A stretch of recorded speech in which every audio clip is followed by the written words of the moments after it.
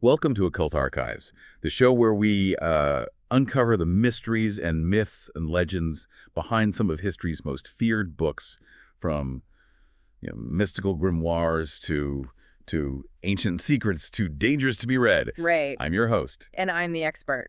And today we're going deep into the Sepher Ha-Zohar, also known as the Book of Light. This isn't just any book. It's considered one of the foundational texts of Kabbalah, steeped in mystery and said to contain profound secrets of the divine. Yeah, and it's not for the faint of heart. I mean, some people believe that this book is so powerful that it can actually be dangerous to read. Right. But we're not afraid, are we? No. We're here to unpack some of these key ideas and understand what makes this text so significant and at times so feared. We'll explore some of the unique language and concepts presented in the Zohar, like the interplay between seemingly opposing forces and the hidden meanings within familiar stories. Get ready for some aha moments as we delve into the layers of this ancient work. All right, let's do it. Okay. So one of the things that really struck me as I was reading through the excerpts that you sent me was the Zohar's understanding of the divine and the whole process of creation. It's not what you'd call straightforward. No, it's not. It's very much steeped in Jewish mystical tradition, Kabbalah specifically. Yeah. And it uses a lot of symbolism and allegory and metaphor to try and convey these really complex ideas about the nature of God and the universe. And one of the first things we encounter are these concepts of me and ma. Can you unpack that a little bit for us? Sure. So me in Hebrew means who. And in the Zohar, it represents the unknowable essence of God, the part of God that's completely beyond our comprehension. It's like trying to look directly at the sun. You can't do it. It's too bright. It's too overwhelming. And that's me. It's the blinding light of the divine that we can't even begin to grasp. So it's the ultimate mystery. Exactly. And then you have ma, which means what. And this is the realization that comes after you've spent years studying the Torah and meditating on the nature of God. It's the understanding that no matter how much you learn, you're never going to fully comprehend the divine. You're always going to be left with this sense of awe and wonder and mystery.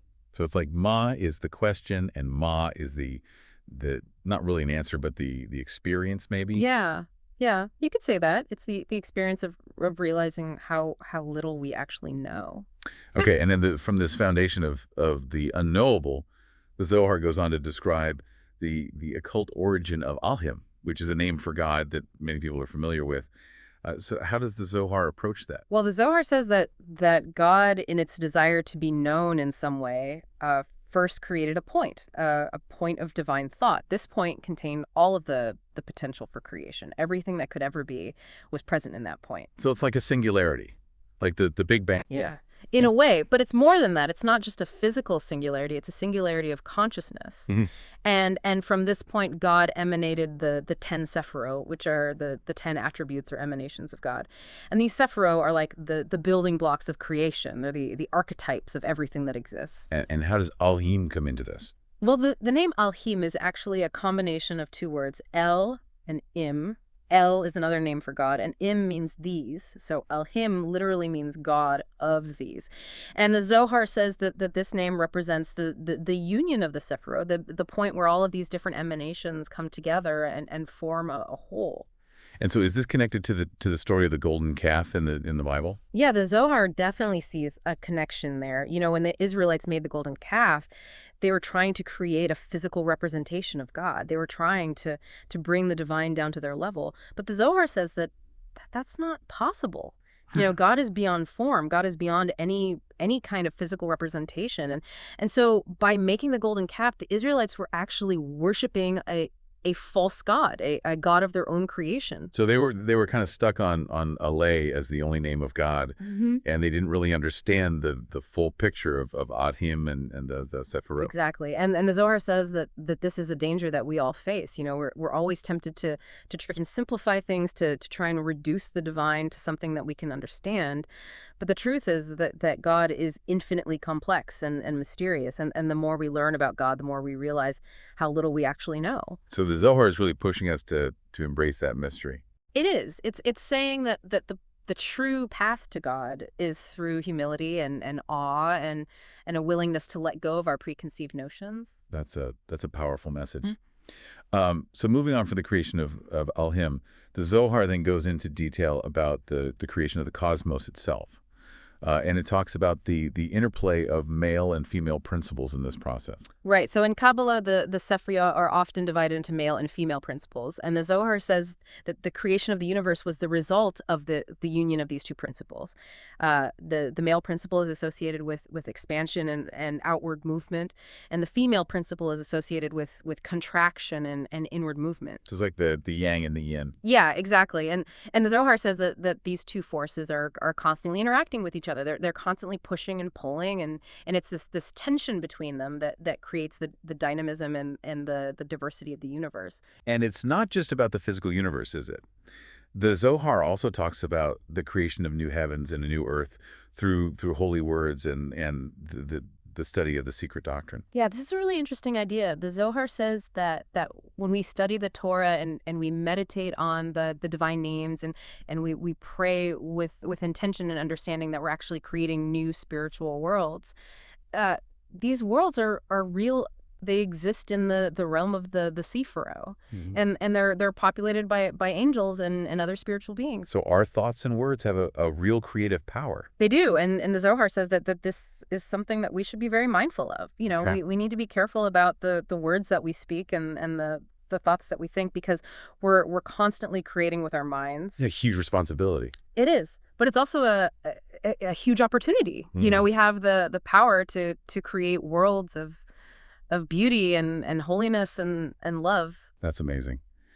So let's shift gears a little bit and talk about how the Zohar reinterprets some of the familiar figures and events from the Bible, starting with Moses. Okay, so Moses is a really important figure in the Zohar. He's seen as the archetypal prophet and the model for all Kabbalists. And the Zohar gives us a lot of really interesting insights into his life and his teachings. For example, the Zohar says that Moses was actually an Egyptian, but not in the literal sense. What the Zohar means is that Moses was an adept in the Egyptian mysteries. Okay. And these mysteries were a body of esoteric knowledge that was very similar to Kabbalah. So Moses was already a mystic before he even encountered God at the burning bush. So he was already primed for that experience. Exactly. And then when he did encounter God, he was given the Torah, which is the ultimate mystical text. And the Zohar says that the Torah is full of hidden secrets, and that Moses was given the key to unlock those secrets. And what about his spear like a weaver's beam? That's a pretty strange description. Yeah, so the Zohar says that spear was actually the rod of God, and it represents the power of the divine name. You know, in Kabbalah, the divine names are seen as incredibly powerful. They're not just words. They're actually vibrations of divine energy. And the Zohar says that Moses was able to use the rod of God to perform miracles because he knew the power of the divine name. It's like a magic wand almost. Yeah, you could say that. And the creation story in Genesis, the very first words of the Bible, Bereshith bara Elohim. And Zohar gives that a unique reading as well, doesn't it? It does. Zohar focuses in on the word Elohim, and it says that this word is actually a plural word. It's the plural of Elo, which is another name for God. So gods are plural. Well, not exactly. The Zohar is not saying that there are multiple gods. What it's saying is that God has multiple aspects. These aspects are the Sephiroth, and they're all part of the one God, but they're also distinct from each other. They each have their own unique qualities and functions. So it's like God is a prism. Yeah. And each Sephiroth is a different color of the light that's shining through that prism. Yeah, that's a good analogy. Okay. And what about the story of Adam and Eve? How does the Zohar reinterpret that? So the Zohar sees the story of Adam and Eve as the metaphor for the fall of humanity from a state of spiritual perfection into a state of materiality and separation from God. Adam and Eve represent the two halves of the human soul. Adam represents the masculine principle, and Eve represents the feminine principle. And when they ate from the tree of knowledge of good and evil, they separated those two principles within themselves. And that's what caused them to fall from grace. And what about the serpent? What's his role in all of this? Well, the serpent represents the Yetzer Hara, which is the evil inclination in Jewish thought.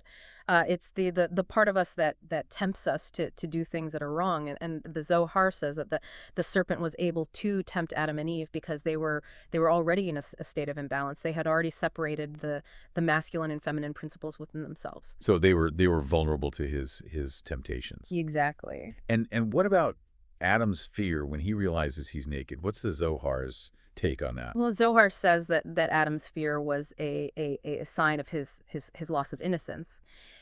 Before they ate from the tree of knowledge, Adam and Eve were naked and they weren't ashamed. But after they ate from the tree, they became aware of their nakedness and they felt ashamed. And this is because they had become aware of their separation from God. They had become aware of their own mortality. So it's a loss of the primal innocence and a sense of shame and separation. Okay, moving on to Noah. He's another figure who's given a symbolic interpretation in the Zohar. Yeah, Noah is seen as a symbol of the righteous man who survives the flood of evil and corruption in the world. The ark represents the Torah, which is the vessel that carries us through the stormy waters of life. And what about Noah being described as a just man? Well, the Zohar says that Noah was a just man because he followed the laws of God. He lived a life of righteousness, and that's why he was chosen to be saved from the flood. So it's not just about being a nice guy. It's about actually living in accordance with divine law. Exactly. And Zohar also draws a parallel between Noah and Adam Kadmon, which is the primordial man in Kabbalah. Yeah.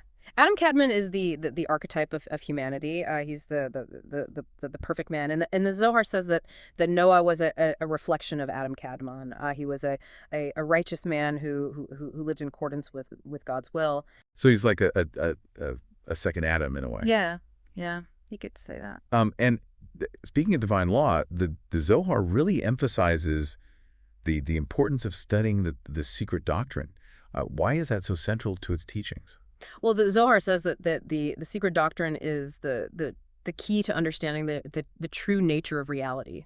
It's the blueprint of creation, and by studying the secret doctrine, we can come to understand our place in the cosmos and our relationship to God. And it's not just about passive study, is it? It's about actually internalizing this knowledge and putting it into practice. Right. The Zohar says that the study of the secret doctrine should lead to action. It should lead to a change in our behavior and our way of life. And those who dedicate themselves to this study are called angels on earth. That's a pretty lofty title. It is, but the Zohar says that it's possible for anyone to achieve this level of spiritual attainment. It's just a matter of dedication and effort. So we all have the potential to become angels. We do. It's pretty inspiring. And what specifically does this secret doctrine relate to? Well, the Zohar says that it relates to the two Beith, which are the two houses. The first house is the house of God, which is the spiritual realm, and the second house is the house of man, which is the material realm, and the secret doctrine teaches us how to bridge the gap between these two realms. So it's about connecting the spiritual and the material. Exactly. Okay, let's talk about another key theme in the Zohar, light and darkness. Yeah. The creation of light in Genesis is obviously a pivotal moment. How does the Zohar understand that event? Well, the Zohar says that the light that was created on the first day of creation wasn't the same kind of light that we see with our eyes. It was a spiritual light. A light of divine consciousness, and this light was so powerful that God had to conceal it. Otherwise, it would have been too much for the world to handle. Yes, it was like